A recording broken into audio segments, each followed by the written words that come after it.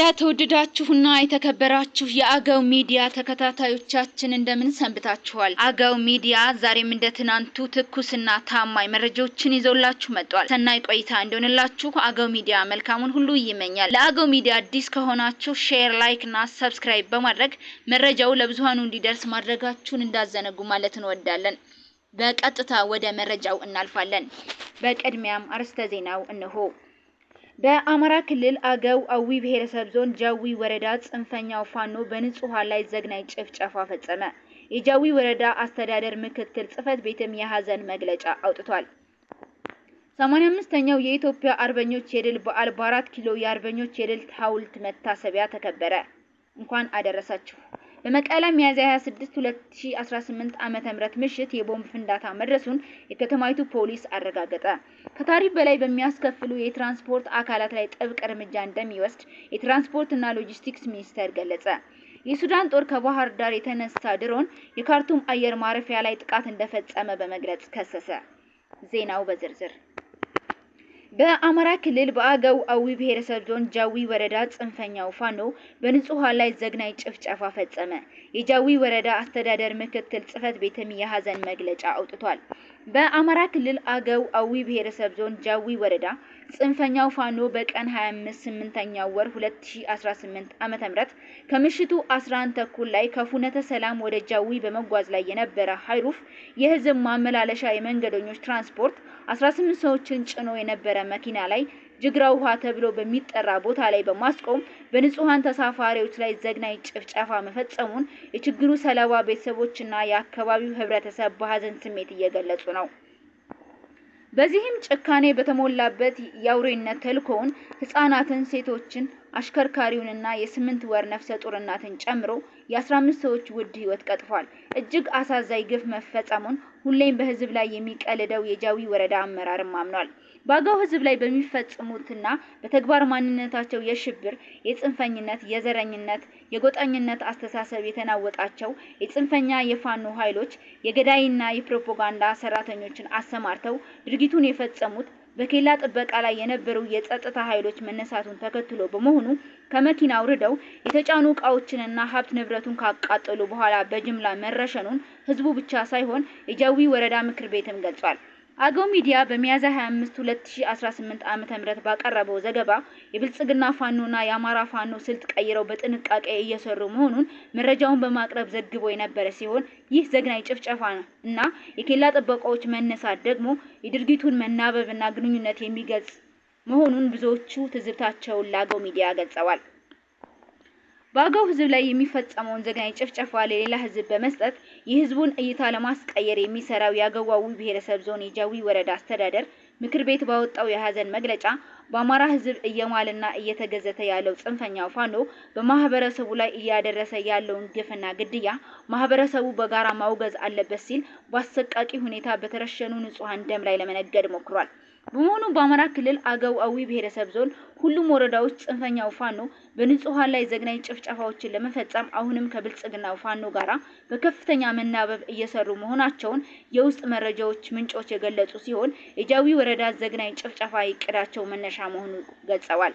አገው ሚዲያ በተፈጸመው የንጹሃን ዜጎች አሰቃቂ ሞት የተሰማውን ጥልቅ ሐዘን እየገለጸ ለሟች ቤተሰቦችና ለመላው የብሔረሰቡ ዞን ህዝብ መጽናናትን ይመኛል። 85ኛው የኢትዮጵያ አርበኞች የድል በዓል በ4 ኪሎ የአርበኞች የድል ሐውልት መታሰቢያ ተከበረ። እንኳን አደረሳችሁ። ዛሬ 85ኛው ዓመት ኢትዮጵያውያን አርበኞች የድል በዓል እየተከበረ ይገኛል። የአርበኞች የድል በዓል የሚከበረው ጣሊያን የአድዋን ድል ለመቀበል በሚል በጊዜው በጠቅላይ ሚኒስትር ቤንቶ ሙሶሎኒ አማካኝነት ከ1928 እስከ 1933 ዓ.ም ድረስ ኢትዮጵያን ወራ ነበር። በወቅቱ የነበሩት ኢትዮጵያውያንም ወረራውን ኃይል ለ5 ዓመት በጽናት ታግለው 1933 ዓ.ም ድል ነስተውታል። የወቅቱ አርበኞቻችን ለሀገራቸው ነጻነት የከፈሉትን መስዋዕትነትና ያስገኙትን ድል ለማሰብ ነው በየዓመቱ ሚያዝያ 27 ኢትዮጵያውያን አርበኞች የድል በዓል የሚከበረው። በበዓሉ ላይ የተገኙት ፕሬዝዳንት ታዬ አጽቀሥላሴ በአርበኞች መታሰቢያ ሐውልት ስር የአበባ ጉንጓን አኑረዋል።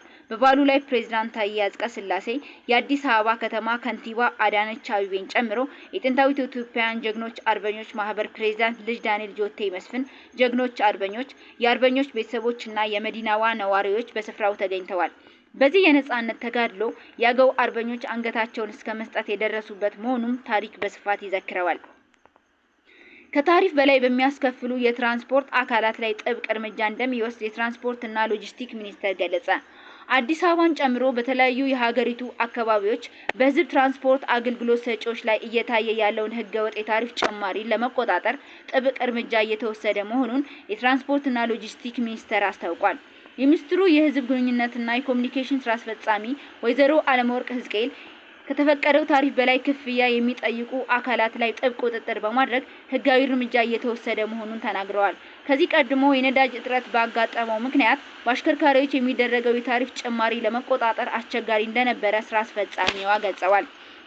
ይሁን እንጂ በአሁኑ ወቅት የነዳጅ አቅርቦት ችግርን ለመቅረፍ መንግስት በቀን 9 ሚሊዮን ሊትር ነዳጅ ወደ ገበያ እንዲቀርብ በማድረጉ በምንም መልኩ በአሽከርካሪዎች የሚደረግ የታሪፍ ጭማሪ ተቀባይነት የለውም ብለዋል።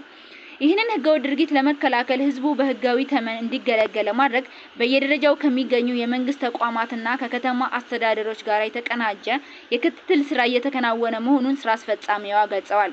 በመሆኑም ህገወጥ ድርጊቱን የሚፈጽሙ አካላት ከድርጊታቸው እንዲታቀቡ እያሳሰቡ በድርጊታቸው የሚቀጥሉ ከሆነ ግን የህግ ተጠያቂነት እንደሚኖርባቸው ቢገልጹም በመላው ሀገሪቱ በተለይ ደግሞ በአማራ ክልልና በአዲስ አበባ ከተማ አስተዳደር ችግሩ ከፍተኛ መሆኑን የገለጹት የትራንስፖርት ተጠቃሚዎች በአማራ ክልል የጸጥታ ችግርን እንደ መልካም አጋጣሚ በመጠቀም ከተወሰነው የጉዞ ታሪፍ ከ5 እስከ 12 እጥፍ እንደሚያስከፍሉና ከተከራከሯቸው ደግሞ ሹፌሮች ለፋኖ ኃይሎች አሳልፈው ለመስጠት እንደሚያስፈራራቸው ታማኝ የአገው ሚዲያ ምንጮች ያለውን ችግር አብራርተዋል። በአዲስ አበባ ከተማ አስተዳደር ደግሞ ከተመደበው ታሪፍ በላይ 2 እና 3 እጥፍ መክፈል የተለመደ መሆኑን የገለጹት የችግሩ ገፈት ቀማሽ የአዲስ አበባ ነዋሪዎች ተቆጣጣሪዎችም ሆኑ ሌሎች የመንግስት አካላት ከህዝቡ ጎን ሳይሆን ከአሽከርካሪዎች ጎን እንደሚቆሙ አብራርተዋል። በመቀለ ሚያዝያ 26 2018 ዓ.ም ምሽት የቦምብ ፍንዳታ መድረሱን የከተማይቱ ፖሊስ አረጋገጠ። በትግራይ ክልል መቀለ ከተማ ሚያዝያ 26 2018 ዓ.ም ምሽት 2 ሰዓት ገደማ የቦምብ ፍንዳታ መከሰቱን የከተማይቱ ፖሊስ ገለጸ። ፍንዳታው የደረሰው በትግራይ ክልል ምክር ቤትና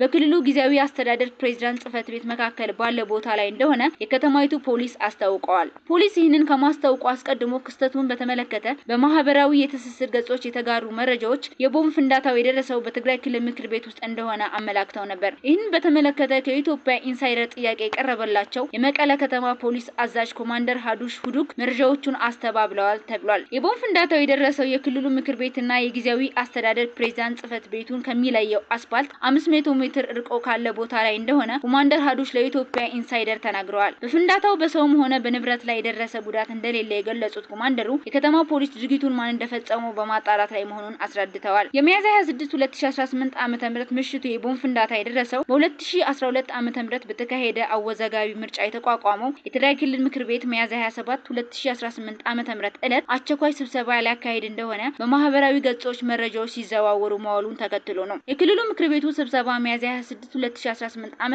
ማክሰኞ እንደሚያካሂድ ቢነገርም ኢትዮጵያ ኢንሳይደር ያነጋገራቸው የቀድሞ የህወሓት አሁን ደግሞ የስምረት ፓርቲ አባል የሆኑ የምክር ቤት አባላት ግን ምንም አይነት ጥሪ እንዳልደረሳቸው ገልጸዋል። የሱዳን ጦር ከባህር ዳር የተነሳ ድሮን የካርቱም አየር ማረፊያ ላይ ጥቃት እንደፈጸመ በመግለጽ ከሰሰ። የሱዳን ጦር ከኢትዮጵያ ባህር ዳር ከተማ የተነሳ ድሮን በትናንትናው ዕለት የካርቱም ዓለም አቀፍ አየር ማረፊያ ላይ ጥቃት አድርሷል ሲል ከሰሰ። የተፈጸመው ቀጥተኛ ጥቃት በዝምታ አይታለፍም ያለችው ሱዳን በኢትዮጵያ የሚገኙትን አምባሳደሯን ለምክክር መጥራቷን አስታውቃለች። በጄኔራል አብዱል ፈታህ አልቡርሃን የሚመራው የሱዳን ጦር ይህንን ክስ ያሰማው ትናንትና ሰኞ ሚያዝያ 26 2018 ዓ.ም በተሰጠ ጋዜጣዊ መግለጫ ነው። መግለጫውን የሰጡት የጦር ቃል አቀባይ ብርጋዴር ጄኔራል አሲም አዋድ አብዱል ሀዋብ እና የውጭ ጉዳይ ዓለም አቀፍ ትብብር ሚኒስተር አምባሳደር ሙሂ ኢልዲን ሳሌም የተባበሩት አረብ ኤምሬትና ኢትዮጵያ ከጦሩ ጋር ለሚዋጋው የሱዳን የፈጥኖ ደራሽ ኃይል ድጋፍ እያደረጉ ነው የሚል ክስ አሰምተዋል። የጋራ መግለጫውን ያነበቡት የጦሩ ቃል አቀባይ የካርቱም ዓለም አቀፍ አየር ማረፊያ ላይ በተፈጸመው ጥቃት የተባበሩት አረብ ኤምሬትስና ኢትዮጵያ መሳተፋቸውን ማስረጃዎች መኖራቸውንና እንደተናገሩ የሱዳን መንግስት ዜና ወኪል ሱና ዘግቧል። የውጭ ጉዳይ ሚኒስትሩ አምባሳደር ሙሂ ኢልዲን ሳሌም በበኩላቸው ጥቃቱ የተፈጸመው ከኢትዮጵያ በመሆኑ ማስረጃ ተረጋግጧል ብለዋል። የሱዳን ጦር ቃል አቀባይ ከአውሮፓውያኑ መጋቢት ወር ወዲህ ከኢትዮጵያ ባህር ዳር አየር ማረፊያ የተነሱ 3 ድሮኖች ዋይት ናይል፣ ብሉ ናይል እና ሰሜን ኮርዶፍ እንዲሁም ደቡብ ኮርዶፍ ግዛቶች ውስጥ ጥቃት እንደፈጸሙ በመጥቀስ ከሰዋል። ከነዚህ ድሮኖች አንዱ መጋቢት 8 2018 ዓ.ም በአየር መከላከያ መትቶ መውደቁን የተናገሩት ቃል አቀባዩ የሰው አልባ አውሮፕላኑ መረጃ መተንተኑንና ለአምራቹ ተቋም ጥያቄ መቅረቡን ገልጸዋል። በሁለቱ መንገዶች አማካይነት ድሮኑ የተባበሩት አረብ ኤምሬትስ ንብረት መሆኑንና በኢትዮጵያ ግዛት ውስጥ ከባህር ዳር አውሮፕላን ማረፊያ ተነስቶ ጥቅም ላይ መዋሉን አረጋግጠዋል ማለታቸውን የሱና ዘገባ ያመላክታል።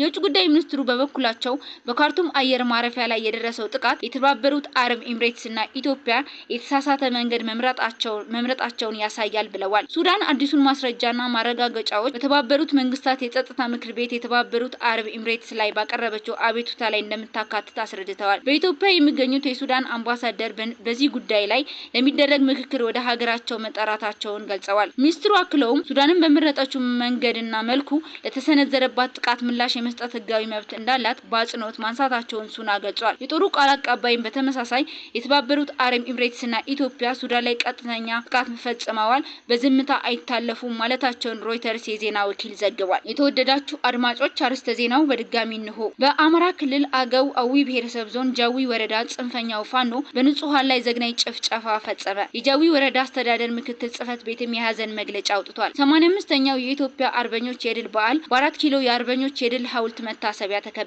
በመቀለ ሚያዝያ 26 2018 ዓ.ም ምሽት የቦምብ ፍንዳታ መድረሱን የከተማይቱ ፖሊስ አረጋገጠ። ከታሪፍ በላይ በሚያስከፍሉ የትራንስፖርት አካላት ላይ ጥብቅ እርምጃ እንደሚወስድ የትራንስፖርትና ሎጂስቲክስ ሚኒስቴር ገለጸ። የሱዳን ጦር ከባህር ዳር የተነሳ ድሮን የካርቱም አየር ማረፊያ ላይ ጥቃት እንደፈጸመ በመግለጽ ከሰሰ። ይህ አገው ሚዲያ ነው። ወዳችሁ ስለምትከታተሉንና ለሌሎች እንዲደርስ ሼር ስለምታደርጉ እያመሰገንን በሌላ ዝግጅት እስከምንገናኝ መልካሙን ሁሉ ተመኘን። ሰናይ ቆይታ።